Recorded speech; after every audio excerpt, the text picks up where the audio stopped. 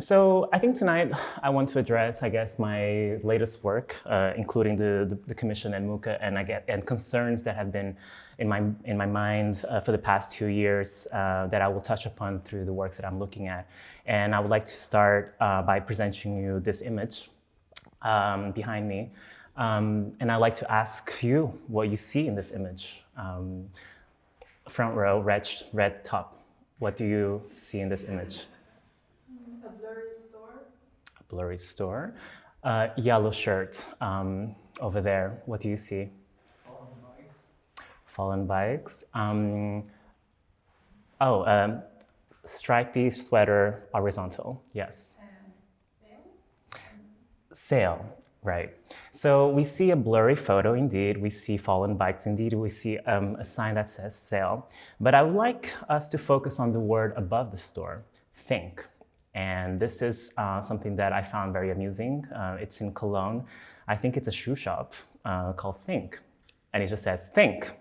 Think about what? Shoes, shopping, going inside. I mean, it's quite funny. It's a bit like when I first arrived to the Netherlands and I saw this shop called Sissy Boy. It was so triggering. It was very triggering, especially like looking at what they sell inside, right? Which is just very banal, kind of a beige clothing. We would think it would be a sex shop or something. Anyway, the conflation of signs that we see in this image, right? From word to a situation, an event, fallen bikes, shopping, people passing through, the nature of a blurry photo. They're things that capture several layers of aesthetic concerns that I have. And over the years, this has materialized in capturing the spaces with gestures that override their visual motifs like stars across space and time. We arrive at, speaking of time, we arrive at bodies that are shaped into pretty much oversized watches, a Patek Philippe nonetheless, that has been repeated, so right now, 8 times, highlighting a question or posing a question to the viewer. Are you okay? Are you okay? Are you okay? Are you okay? Are you okay? Are you okay? And so on. Meaning that each watch, each time-ticking body heightens a question to us, the reader and the viewer of this object. Time has stretched across the walls when minute hands and hour hands lose their fixity and they become elastic. Therefore, they lose their sense of minute and hours. They just become hands or arms. So on on your left side, we have time interval of 5 minutes, 10 minutes, 15, and the series goes until 30 minutes. I've crossed spaces. We all walk from A to B, A to B, B to A, and I've walked again across the wall. And if space and time are stretched and melted across from one end to another, what do we do with words and how we speak in such fluid or flexible time? I started to write again, or to learn how to spell things, G-A-Y. Why? Because I think it's always good to just remember the alphabet. And V-O-I-L-A, and an exclamation mark, question mark, voila. The question mark being a composite of 2 skirts. We have the top shape that can be then embodied into a fairly, I guess, like a flamenco skirt with a side thing, and the bottom dot being a take on a mini skirt / pencil skirt. My background, my background has an artist. Was spent mostly in fashion design. I think my formative years were in fashion school, and only lately, in the past 5 years, I've been fully engaged with fashion language as a way to make sculpture. But what I take away from that training is the power and the violence of the editorial eye, and by that I mean, the way we were taught to design at St. Martin's in London was to somehow rip apart everything you've seen, like images, words, people, spaces, landscapes, in order to recollage them into something that would look new, or to kind of reformulate them anew. And we were not allowed to speak in our presentations, which was a very severe way to train us to speak visually. And I hope that all these gestures that you see here, sculpture gestures, can respond or embodies that sense of editorial urgency that is mostly plastic. Plastic meaning this quality that is surface, that prioritizes surface, and then content kind of like bursts forth or breaks through it. And that's pretty much the gist of like the things that I'm interested in or what I do. Moving into now like something more current. What you see tonight, well, what you see, not tonight, sorry. What you see currently at MHKA, my show at MHKA, is somehow like maybe like a continuation of something that I developed over the past 2 years for a commission in London at Chisenhale. And it kind of crystallizes the many concerns between body, space, collage, tearing something, restitching it, and so on. It crystallizes these diverging interests into one. And in this diorama, I present to you on the top something that looks quite old-looking, and that's an image from the Wallace collection in London, which is it used to be a private house that is now a public space, or like a museum that you can go and look at their collection. On this side over here, you have an image from the porcelains shown in the National Museum in Oslo. Again, notice the display design, these windows, or these sort of, I guess, embedded, it's not low relief, it's the opposite, these like, embedded things. On the bottom, or just behind me, you have a photo of a Chanel catwalk from the Karl Lagerfeld era. And then on this side, you have like a toy house. And this diorama kind of infringes upon several notions of the public and private in my understanding, where the private has become a public display of goods and historical objects that denote a notion of taste that one accrues by curating or selecting their own things. As an audience member, you go and visit and get to know these knowledges that are produced in order to be seen or shown over here in a much larger spectacular sense. And as a viewer consumer, you absorb these realms of information and you bring them back home, and you reflect upon, or you mimic, or you play with it in order to reformulate your sense of space and sense of self. And then your private space will become public as you display yourself to the others, and that cycle kind of moves on and on and on and on. Here is somehow a very kind of rudimentary representation of everything. We have 4 rooms. 4 rooms that are connected by doors that form like a cycle in a way. You go from room A, B, C, D, A, B, C, D, or D, C, B, A, and D, C, B, A, and so on. And the first room over here, over here is a room filled with color. So the color directs you to the cardinal points, north, south, east, west, and the floor is mauve. A second room has these structures, they're vitrines. They have the windows cut in the shapes of playing cards, playing card symbols. So we have cups, hearts, diamonds, and clubs. No, spades. Spades, clubs, diamonds, and hearts. Yeah. And then a third room where you have a big bow, and which I will get into in a bit. And the fourth room, which is a period room. A period room is it's a room that you can find mostly in museums, where they kind of evoke a sense of literal period. Like maybe it's a 19th century room, maybe it's a modernist construction, and so on, to kind of show visitors a sense of how things looked at the time, or so on. These 4 proposals, they are proposals of display. And going back to this installation, you see them laid out next to each other. This was somehow a response to not only my interests but also the proposal that the commission itself was giving to me as an artist. One of the opportunities of working with Chisenhale, being a nonprofit institution that puts forth the artists and the artists' ideas, was to kind of experiment then fully with what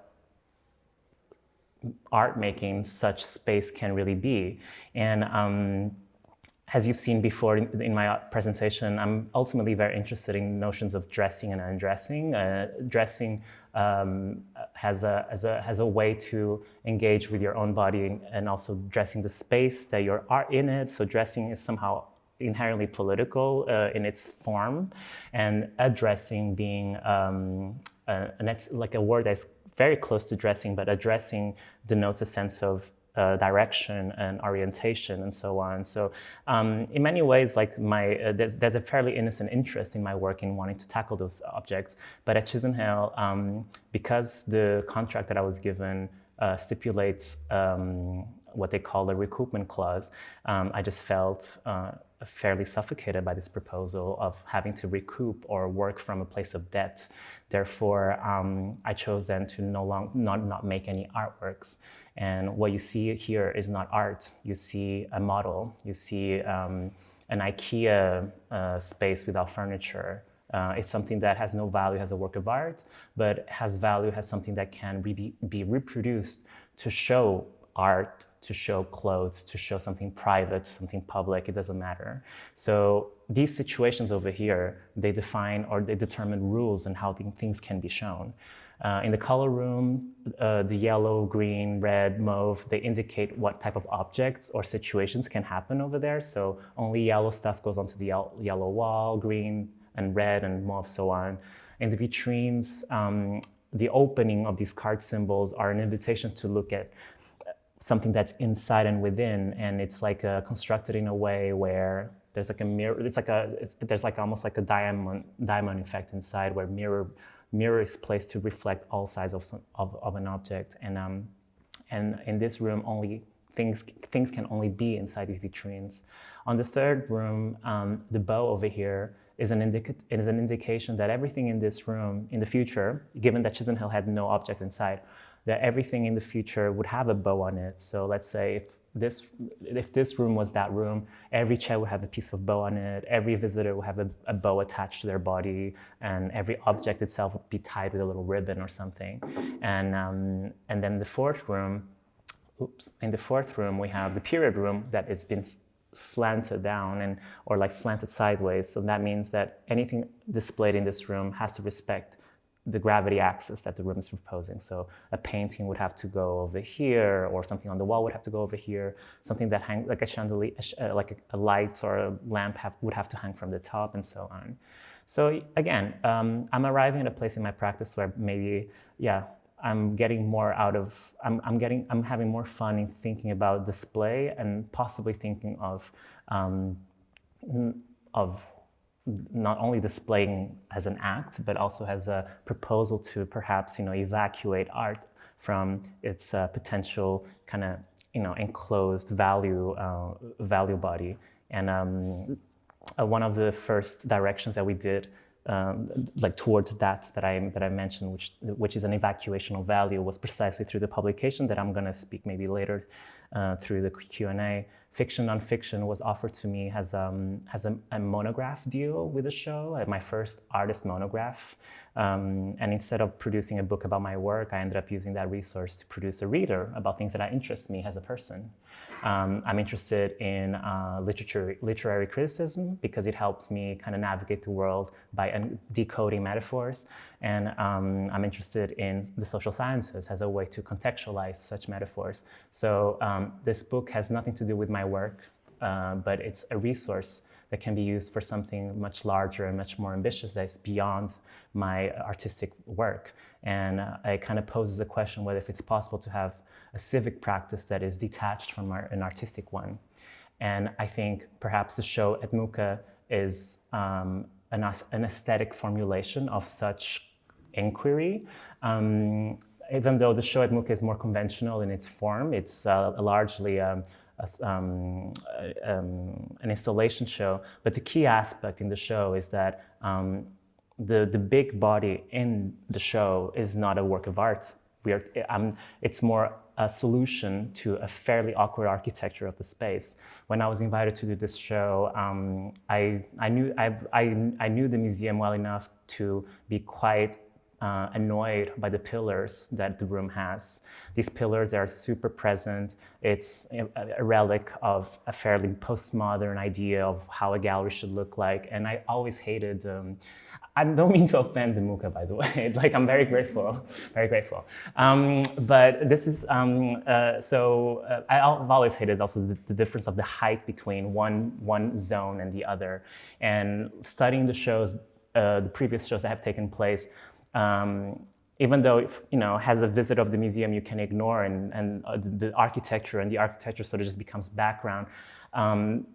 There's something quite passive about it that I just wanted to tackle. And given the conditions that the space itself was imposing on me, I followed its equation, and I felt that I just needed to resolve the space or to complete the space by activating or to continuing its architectural conversation, which was to just grab onto a piece of it and extending it and continuing it. So by the two pillars, I mean the structure, the middle, the center of the structure, each of them have a pillar, which is part of the space. And we built a structure that, inspired by revolving doors, that kind of wraps around it, and it uses it as a center to rotate these objects. So what you see in the space, is two revolving wall systems that collide on top of each other. So once you push one, the other also moves.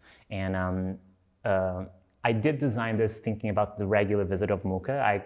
I forgot about the people who never saw MHKA before. So I expected the visitor who knows MHKA, knowing that there is another side to this room, and that you would be willing to just go against it and push it, to go into the other side. That's the premise of the show. The premise of the show is kind of telling in its naming. Out or dag, which is an invitation to leave or to get out, because it's fairly simple to understand that once you go inside somewhere, you might have to leave and you might have to get out. And given that the space is drawn as a triangle, you get to one point and you probably just want to turn back and leave, right? Unless that end point is an exit, which is not. Within the rotary system, there is a work. This is a work of intention, which is something that is not a work of art. But WHORE, they are babies dancing that happen to spell out something that perhaps babies would be able to read in English also. So a non-English speaker who doesn't know English probably will just see figures. And here again, we arrive at a point closer to what I was saying earlier, showing earlier works where formal ambiguity is embraced in order to invite all of us to kind of rethink shapes. It's a very basic proposition, to rethink shapes and the legacies that they have because of the way we've been programmed to read situations or read languages, read texts, and so on, and encountering partners who might share our same views or not, and somehow we all are there because of the work or because of the object in front of us. So it is in many ways a celebration of an event or an encounter, or art has an encounter to kind of bring us all together to just discuss things that are around it and the social aspect of all of it. The wall text of the show, just before I move to my second part of the presentation, is presented as a fairly institutional-looking text. MHKA presents Portuguese artist Bruno Zu's first institutional Belgian solo show. Out invites you to leave, to exit, to quit, to desert, to depart, to go away, to walk away, to vamoose, to blow, to decamp, to desist, to skip, to buzz off, to scram, to beetle off, to bolt out, to run off, to ride away, to take off, to take flight, to part ways, to split, to pull out, to rush away, to run away, to sneak out, to vacate, to abandon, to pop out, to log off, to cease, to discontinue, to halt, to bow out, to stop, to drop out, to shut off, to shut down, to forget, to withdraw, to flee, to retire, to avoid, to sidestep, to dodge, to duck, to bypass, to slip away, to disappear, to forsake, to bog off, to give up, to resign, to dump, to surrender, to ditch, to relinquish, to renounce, to cede, to retreat, to vanish, to abscond, to abdicate, to evade, to skedaddle, to steer clear, to step away, and to get out. So that's what I do myself. And then I think just quickly moving into our second part of the presentation. AMIR is a shop that my parents run in Viseu, Portugal, where I grew up. And it's a general store. I think the equivalent maybe here would be a Zeeman. I don't know if you guys have here. So we pretty much sell stuff for your house plus clothing, but we're not a franchise, so it's like a fairly a mom and pop type of thing. It's 3,000 meter square warehouse turned into a shopping environment. A bit like a bazaar situation. And since 2016, we've been organizing exhibitions inside the store. And our program is fairly conventional. We do solo shows and group shows, and the artists are invited to engage with the environment. That it's like a 7 days a week shop, open from 9 to 7 p.m. All year except Christmas and the New Year. For January 1st, sorry. And here is, for example, a sample of a show from Marina Xenofontes, a Cypriot artist, where she displayed these objects within our vitrines. This is one of her most recent shows, a two-person show with Anna Franceschini and Davide Stucchi, a motorized headpiece, which I don't have a video of, unfortunately. And then we have a light bulb filled with pearls. This is our latest Valentine's Day show. So our program is very attuned and aware of the seasonal aspect of the store, and we try to program also in response to it. Valentine's, Christmas, summer. Unfortunately, we don't do anything for Easter and Halloween just because, I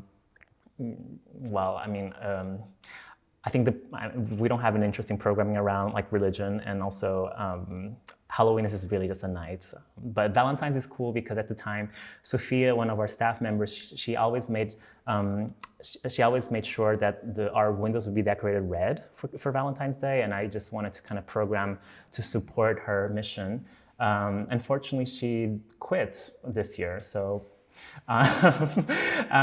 she has been with us for 7 years, and she quit this year. But oh well, we'll continue the Valentine's programming. This is another Valentine's show. Gina Fishley, a Swiss artist, she made her Tree of Love, which is an aluminium heart on top of postcard stands. We do group shows.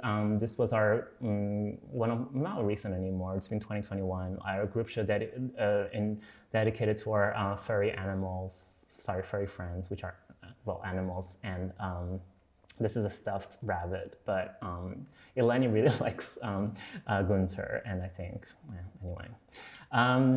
So that's that. And then also another group show where artists who that I've known over the years, they style themselves usually, and I just invited them to be part of this fairly flat fashion show hidden behind clothing. So once the clothes are up, you would see all of them standing over there. We did the Christmas shows, like I mentioned. We pick up a Christmas motif and then we run with it for the entire show. The first one was Christmas trees. We've had angels. We've had falling stars, which happily enough, they kind of went into my own work later. And then this was one of the most recent Christmas shows, which was a human-sized gift bag for each staff member. We also do publications, and these are the lookbooks where my grandmother has served as the model muse for them. First a lookbook styled by my mother, showing mostly clothing. The second one is jewelry that we sell at the store. And the latest one is makeup, that my sister did the makeup story for it. And that's the third lookbook. And the third lookbook was then commissioned for a show in Rotterdam, and I'll jump into it maybe later. We've done things outside the store. We've been invited to be a part of a show in Harlem, in Frans Hals Museum. We had these like boxes. They're burned by the sun, sun bleached, and they kind of create these beautiful effects.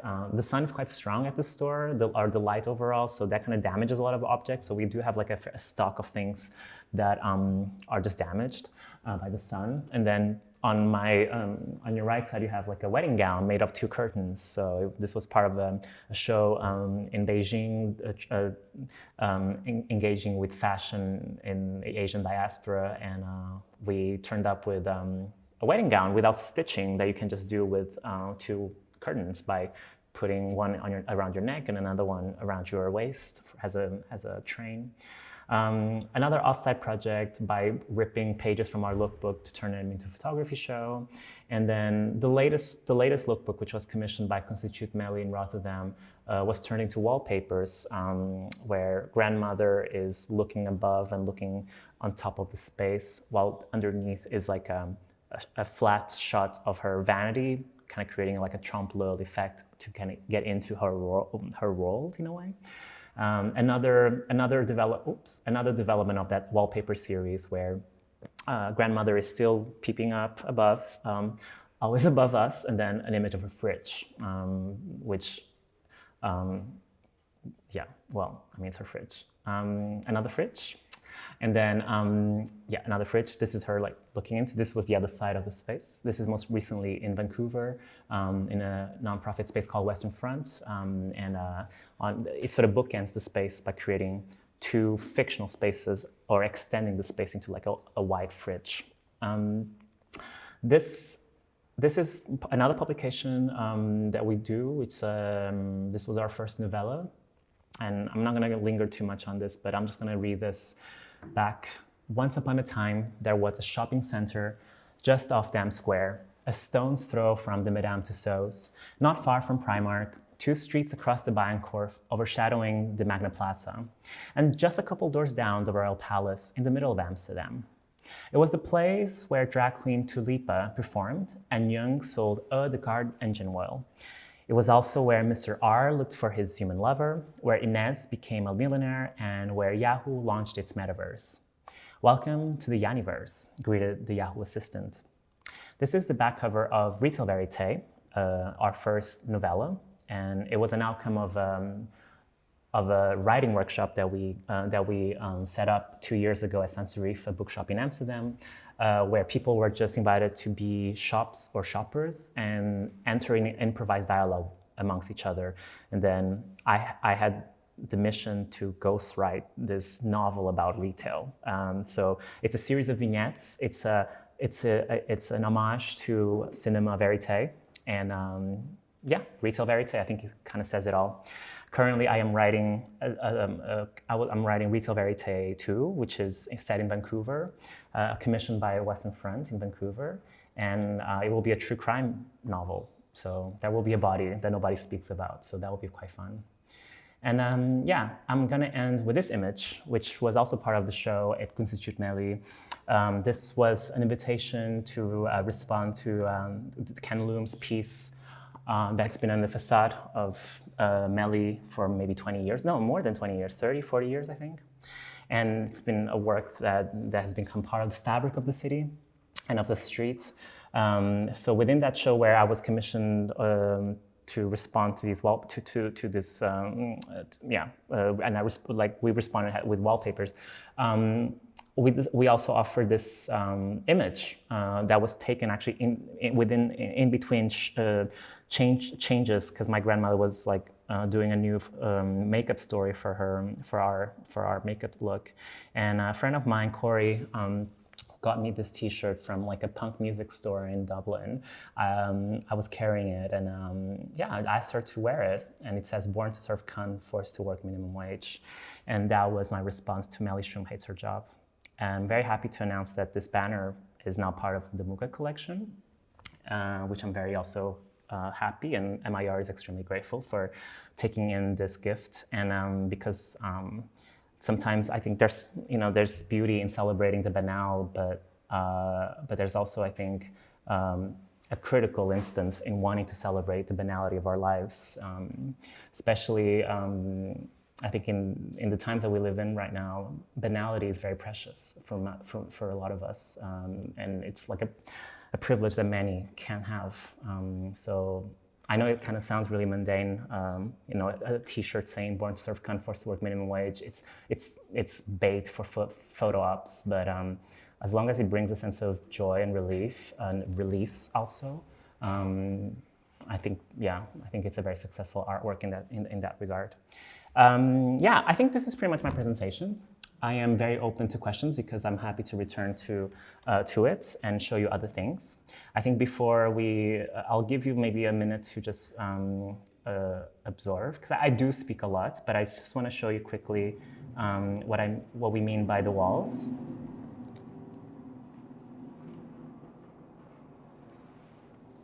I'm gonna play it again.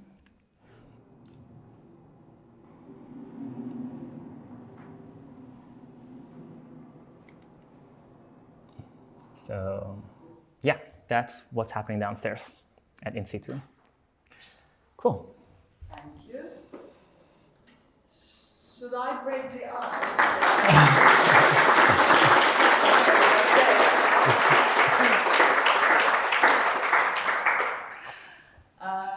Thank you. Does anyone already have questions, or should I give a great example? Thank you, Bruno, for this amazing overview of two different parts of your practice. But I thought maybe you could articulate the commonalities that exist in those strategies and engagements in your curatorial work at Amayor and your personal exhibitions. That's a good question. It's a question that looms in my mind all the time since I started the project, because Amayor was started in 2016, a year after my first solo show in Portugal, where I invited my mother to curate the show. And it was really roughly a year after. And I was thinking a lot about the process of working with my mother, mostly how during the preview of the show to the director of the museum, I wasn't able to actually explain my own show because my mother had placed the works the way she wanted to, and she didn't really tell me why. And it was baffling, but also fascinating. I mean, to kind of lose agency over my own work that way. And so a year later, I was kind of returning to that to that memory, and I just then kind of put next to each other how my parents, they have to actually decorate the store and to make things look pretty or at least tidy up for sale. And so the project somehow grew from one field to another, and it became very clear. And also at the time, it's still at the beginning of me being an artist, and I was following so many artist-run spaces that had that energy that had an energy that I find very vital, I think, for our community. And I felt that the shop could express that, or could not only express, but could also deliver or give more energy to that network. So it just made a lot of sense to kind of move from my solo work then to start this, and in my head, it's still quite divided, like what I do for the store and my work. It's like what I do for the store is not my work. It's like I work for the store, not that I'm not in the same way that the staff does, but like I'm responding to the things that the store needs. And that means, for example, the staff asking me to design their uniforms because they don't have a uniform, for example, or looking at the space itself and see how like an artwork could maybe just make the space weirder, that like a work of art can actually do that in that space. Just kind of, or imagining customers encountering things in like a way that's novel, and then they cannot buy it also. It's like creates literal conversation, right? It's a conversation starter for many people. And that gave me a lot of pleasure in my mind to just witness. And then, of course, like being like a visual artist who is managing this project, like I take the opportunity to try out ideas, mostly like formal ideas in the space that I would not be able to do it in my own work, or at least this quickly, because it doesn't fit, let's say, maybe a narrative that I'm trying to push within a body of work. But then in the store, I don't have to respond to anyone, or I don't have to justify it to anyone. So suddenly, for example, the stars was just like really an intuitive thing. I think they would just look good. It's a great Christmas motif. Let's just put it on the floor.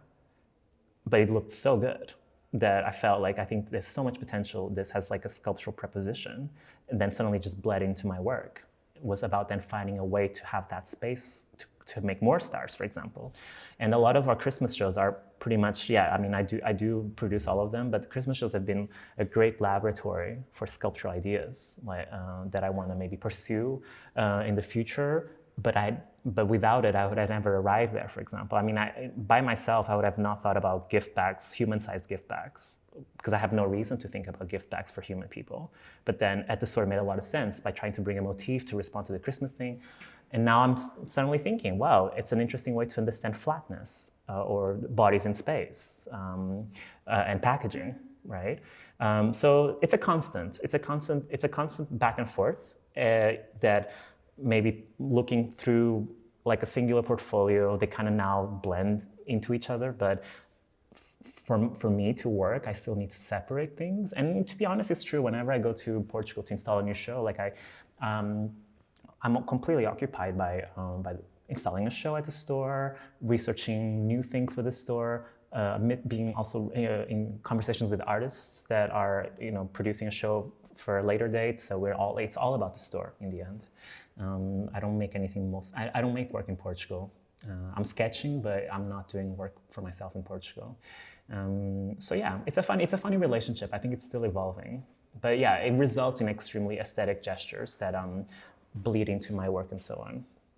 But it seems to me that at the core of both things, like your exhibitions and your curatorial practice at MIO, there's this idea of being at service, like at service in the shop, and then with display system, perhaps like the recent work at service of institutions, in a sense, and art. So there's maybe some commonality in that. Yeah, I think that's a good observation. I think for me with the store, because I don't attach myself as a maker into the project, even though I make a lot of it, but there is it's an identity crisis that I'm having whenever at the store, but it's a healthy one because I cannot sign things as a work of mine, especially in the landscape in Portugal, where artists of my age or younger, they cannot even understand MIR. They think this is like a social sculpture that I'm making and I'm just eating everyone's work. That's all Bruno Zoo. Like that's how they actually read MIR, which thank God I don't engage with that landscape, because if I had to, it would be so frustrating that they don't seem to understand this, Maybe younger people now are kind of getting it, that this is actually just a generic project space that just happens to be in a store, rather than this is like some weird social sculpture a Gesamtkunstwerk that I'm trying to buy everyone's work or whatever. But anyway, I think at the store, I am offering myself as a service to the store. And then of course it complicates the fact that this is my parents' store, I don't have to pay rent. And every time I'm in the store, the staff speaks of me as the boss's son. That's how they justify the projects to the customers. So that's what they say. I mean, when we were installing the stars, like I had to do it in September because I couldn't come in November to do it. And a customer was asking, because we were putting this big star, and she was asking Tanya about what's happening here. And Tanya just was super earnest. She was like, well, the boss's son cannot come in November to do the Christmas show. And I think the customer was so like, what? Christmas show, boss's son project? What is this? Like whatever. I think, but there's something so beautiful in like in this environment of that is my parents' town, which doesn't have an art scene, and it's and people just have like a visceral encounter with things, and they just take it, and there's like a process of acceptance, not even tolerance, because they're not literate enough to actually tolerate it. They just have to accept it or walk away, and there's something super raw about it. And I think that's where service kind of enters or functions to me in a very peculiar and productive way, because I don't have to defend my authorship in this space, because there's no authorship in the end. I mean, things can just happen randomly and people will just take in, the authority almost disappears in this space. The only authority that exists in this space is the boss, which is my dad, and he's like a Chinese man in a small town in Portugal, so it's literally visible, the authority figure of the store, but everyone else is kind of like a prop in it, and that's quite fun. I think the notion of service in my work, it's something that happened recently, in the past 2 projects, less so in MHKA, but I think again, it was triggered by the invitation at Chisenhale, where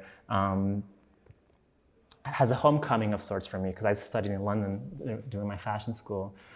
It was a bit of a slap in my face having to see a contract asking to pay back my production, even though it's a standard in certain contracts, but that they didn't have a number of how much I would have to pay back or until when.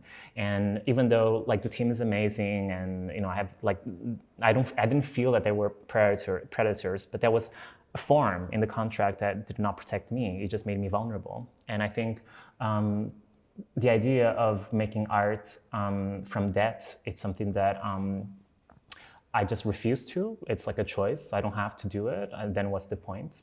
What's the point of making it? It's already, as art is already quite useless as an object. Then you're forcing us to kind of do something that could at least be minimally hedonistic or driven by pleasure principle, to kind of remove pleasure altogether for me to enter in debt. Just like, I don't understand. Then what's the point? I might as well just, I don't know, get in debt by overeating or something. I don't understand that. So when I saw that contract, I just had to shuffle my my approach to it, and by deciding not to make art, then suddenly shifted also the conditions of labor here. I mean, I am responding to something that in order to protect me, I'm just then pledging my service to it. Like I'm not fully present as a maker. I'm just resolving a problem, so I'm solving a problem. And I think that's where that's how I articulated that for myself also, in order to be at peace with the project, but also suddenly things felt generative, I mean, suddenly not making art was kind of liberated me from having to think about, again, a narrative, context. Suddenly I am just, fixing something that is internal, something that hopefully will create a legacy later. The project at Chisenhale is like what you see here. It's something that can be reproduced anywhere, anytime, as long as you pay a fee to Chisenhale.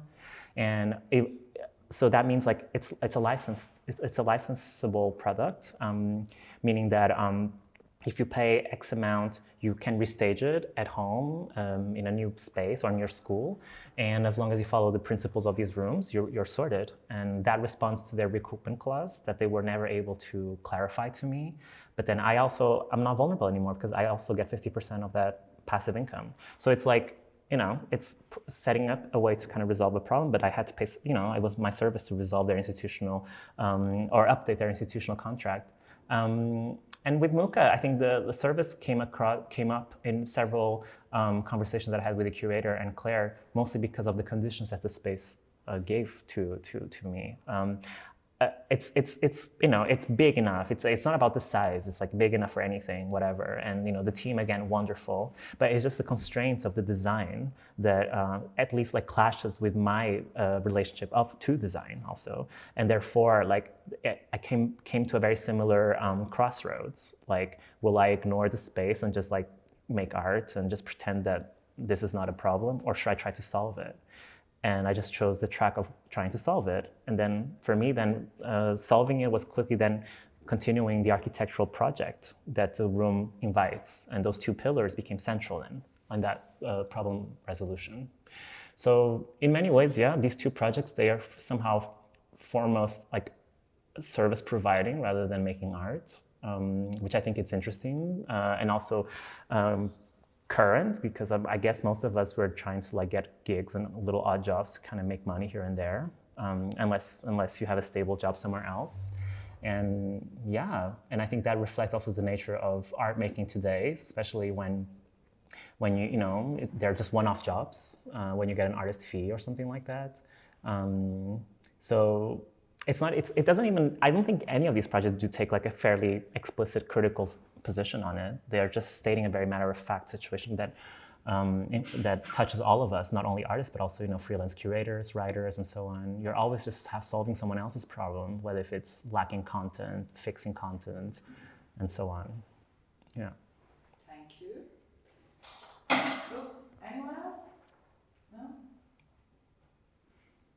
You promised, man. Oh, there's a question. Do you want to ask something? No, okay. That's okay. Yeah. Lacking content and filling content, but also problems with infrastructure. Mm. It's not only the institution, it also goes beyond that. Mm-hmm. The fact that the fee is so much. Mm-hmm. So. Yeah, I mean, that's like, for example, like, the show, the commission at Chisenhall, I was invited with 2 years ahead of that show, right? Which is, again, like, it sounds great because it technically gives you 2 years to make work, but I was paid £4,000, and I think that's the artist's fee. And I mean, if you divide £4,000 with 24 months, like, that's not a wage, that's nothing, and you're expected to work, for the opportunity or for the exposure and visibility. And of course, I am super grateful for what Chisenhall is and what it does for artists, as in being a space to show art in like such a bleak place that is the UK. But it doesn't justify, being paid this way. I mean, at this, like, I think these questions like plague other industries, how our workers can be protected or not. And so like, I'm not even highlighting this as like a concern within the work that I'm doing, but it's just concern that is just civic, that should be, in our minds all the time. Yeah, I mean, how can you work with £4,000 divided by 24, So what I did for Chisenhall it's for me, it's like what? It's worth a month's work. I came up with this right after our first meeting. And I just was looking at the calendar and I was counting what is my value, and I think I'm valued much more. So this is just worth a month's work. And we spent 2 years in meetings with catching up and seeing, I'm just telling them nothing changed, no work, nothing changed. And everyone's happy also, because I still think it delivers in all fronts. It's photogenic. It's an experience. I mean, if it functions perfectly for their social media. You will not be able to tell in the photos, but if you go through the rooms, like the doors bang on you. It's quite scary, actually. Like they have a hinge and they close behind you. So when you're alone in the show, even it's quite spooky. So, it delivers in all its fronts. It's spectacular, it's an experience. In this day and age, it has social media grip. And I'd say this without any irony, because these are the concerns that plague these places' minds in order to kind of keep getting funding from the British Council or from any other council, because they have to prove foot traffic, they have to prove all of this and so on. And as an artist, like, you can ignore all of that and you can just like look at this as like a blessing to show, which is beautiful. And, I hope that we all get these opportunities, but I think being trained as a designer, it's just impossible to not look beyond the surface, and you start looking at the working of it and so on. Like in this case, for example, the budget, because I've had a terrible experience with a UK institution previously, I knew that the production budget would never be given to me to make work. It's just this number that's in the air. So knowing that this installation is extremely physical, like I saw where the money went. They had to hire even extra people to kind of keep, to build this as fast as they could. So at least I knew, or I saw where the money went, instead of them pocketing, because the UK institutions have like really opaque funding breakdowns, and people will eat funding from art production to pay their own salaries, and it's like a really big mess. But in this case, I have to say, well, yeah, I did see the money go. They had to hire extra people, to get this done on time. All the materials that we got, and then once the show was taken down, the people that we hired, they were mostly freelance artists also. They got to take the material home and make stuff with it.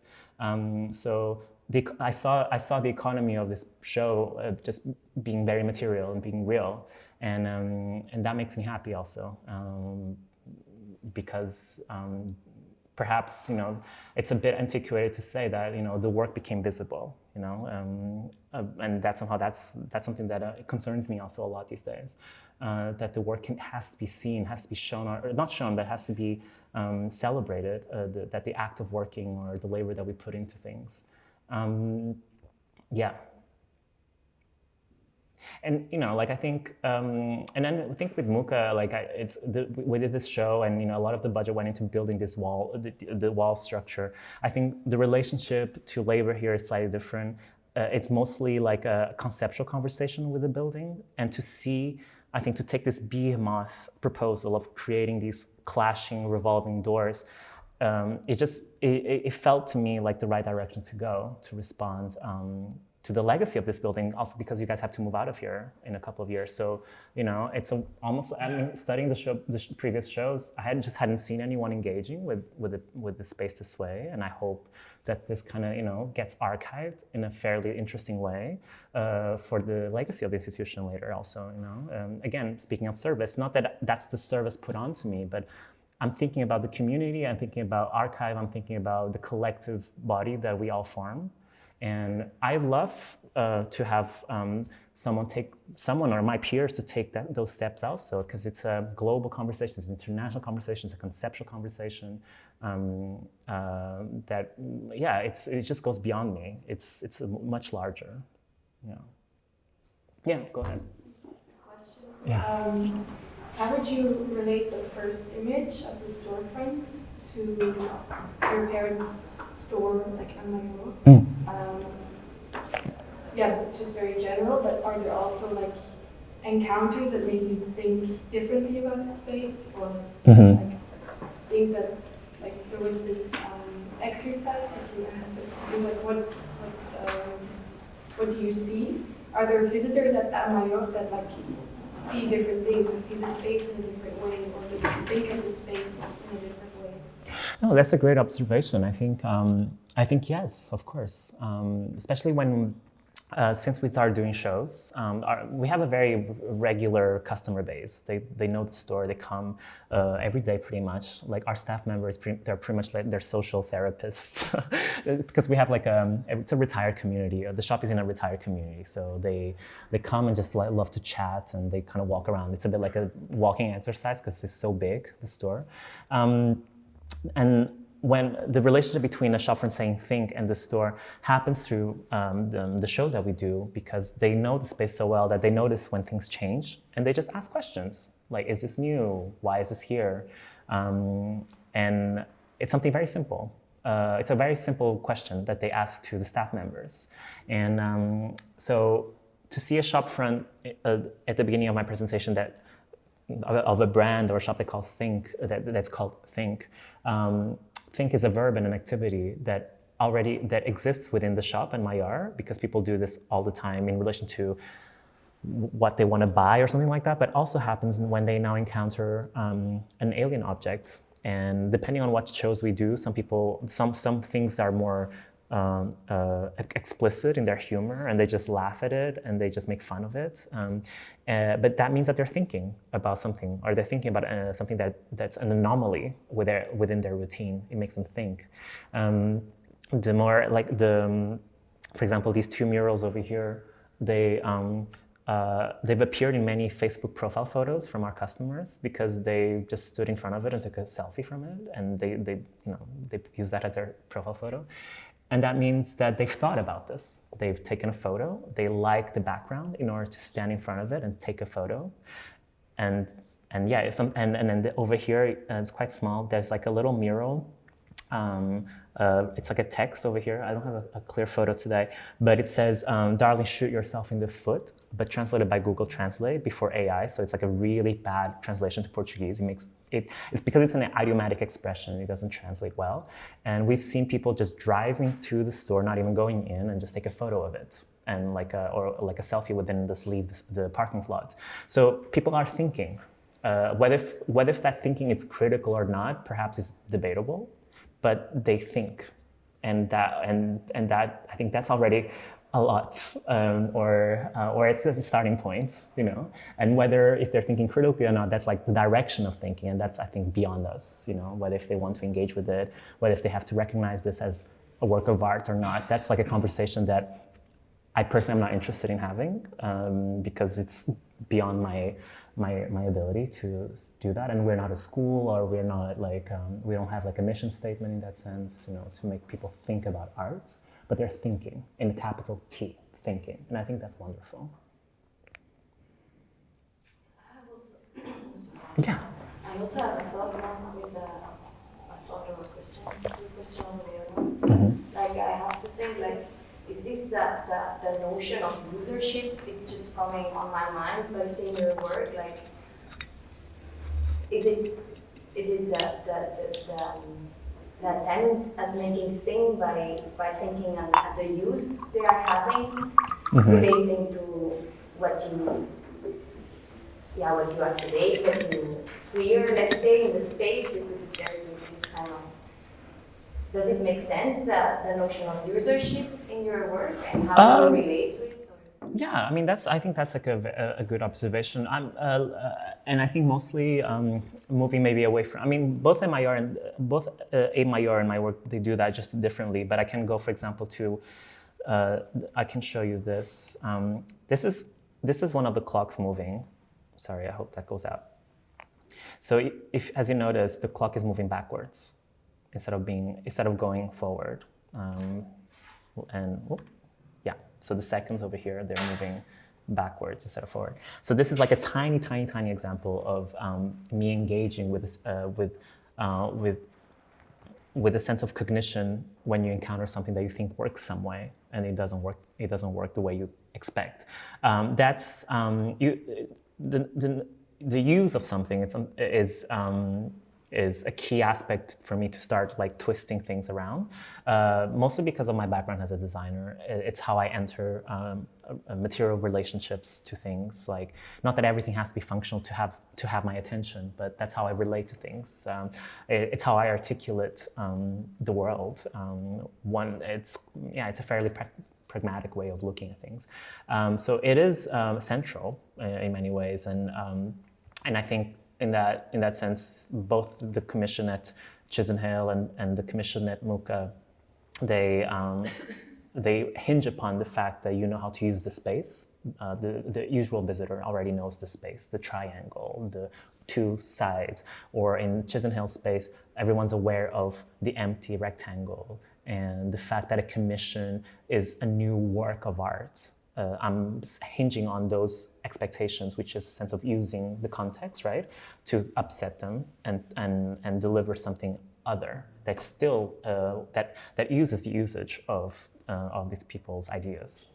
And I think in a more literal way, for example, these watches, they're constructed. They're quite loyal to their original design, which is a Patek Philippe that my mom has, and to a point where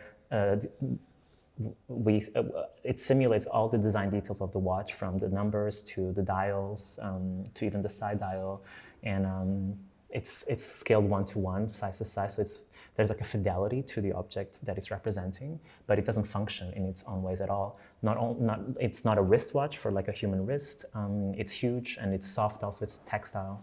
And then on top of it, it ticks backwards. It doesn't tick forward. So yeah, that's a good question, but it's indeed central to the way I'm making sculpture. It's, yeah. Are they hand embroidered? Not hand embroidered. I'm using a sewing machine with a template to trace on top of it. Could you speak a bit about your sense for materials, because it's all incredibly well produced? Well, don't look up close. Thank you. Well, I think this is a good series to maybe demonstrate that relationship. So you've seen the same design of the watch repeated in several textiles, and I think that's the crucial element that separates all of them. So we have satin materials over here. I've done a cotton, the white one, another satin, a print fabric over here, another print which is in cotton, a duchesse over there, and another duchesse. So there is a technical interest in this piece, in this body of work, where the same silhouette or the same object is remade in different fabrics that carry different ways of using them, going back to the usage, right? Like you wouldn't run a marathon or go to the gym with like a silk t-shirt because it doesn't maybe, first of all, because of its price, it's most likely more expensive than a cotton jersey. And then it's more fragile than a cotton. It's not as stretchable or whatever. But the same t-shirt made in all these different materials, you could argue it's the same design, like it is in terms of technical drawing, but it is not the same design because it's made in several materials, right? And it has several contexts that you would use for its functional aspect of it, but also for its like maybe symbolic thing. I mean, a silk t-shirt is usually worn for a formal event perhaps because it's something that maybe has a shine to it or something, and we're either programmed or you were told once that, you know, evening wear is silky or whatever, and you kind of just go with it, you don't even question it.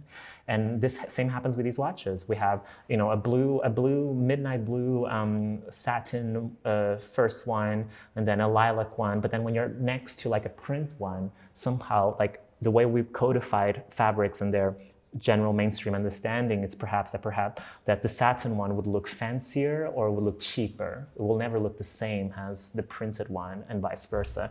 And so the series engages with a very like a fairly like common reading of fabrics. It's not, or at least like from a consumer point of view. And the choices of textiles, they are aware of that use and of that function. But by kind of always always reproducing them in the same design, they kind of continue that. They continue a variety that it's just like a conversation in its own. Yeah. And this is relating also back to pattern cutting as from fashion.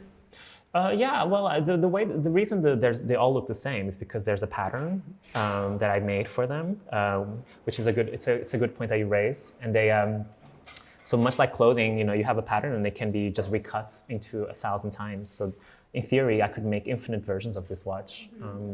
Yeah. Thank you. Yeah. I think it's time. Great, awesome. With all these watches, but that's amazing. Thank you for the talk. No, my pleasure. Yeah. And if anyone still have any questions, maybe also fashion related, because I know you're super passionate when you talk about it. Okay. So we can continue also upstairs. Yeah, sounds good. Sounds good. Cool.